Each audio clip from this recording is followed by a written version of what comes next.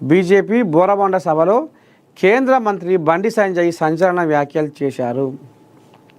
ఎన్నికలు రాగానే ముస్లింల టోపీ పెట్టుకోవడం కాంగ్రెస్ నేతలకు అలవాటైపోయిందని, ఎక్కడ ఎన్నికలు వచ్చినా ముస్లిం టోపీ పెట్టుకోవడం, పాకిస్తాన్ను పొగటం వంటివి చేస్తారని కేంద్ర మంత్రి బండి సంజయ్ సంచలన వ్యాఖ్యలు చేశారు.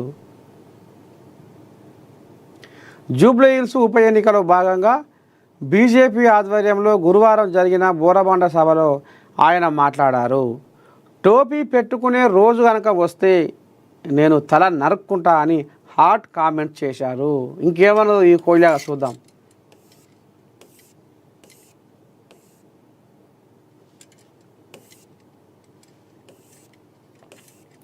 తాను హిందువునని, టోపీ పెట్టి దొంగ నమాజ్ చేసి ఇతర మతాలను కించపరచనన్నారు.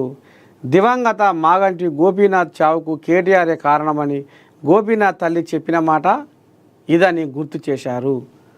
రాష్ట్ర ముఖ్యమంత్రి రేవంత్ రెడ్డికి దమ్ముంటే గోపీనాథ్ చావుపై సమగ్ర విచారణ జరిపించాలని డిమాండ్ చేశారు. కేటీఆర్కు వావి వరుసలు లేవు, చిన్న పెద్ద ముసలి ముతక అనే తేడా లేనే లేదని సంచలన ఆరోపణలు చేశారు. ఆయన సీఎం పదవి కోసం ఏమైనా చేసే రకమన్నారు. కవిత మీ తండ్రి వద్దకు పోయి అప్పుడప్పుడు బాగోగులు చూసుకో అంటూ సూచించారు. రాష్ట్రంలో ఏనుగులు తినేటోడు పోయి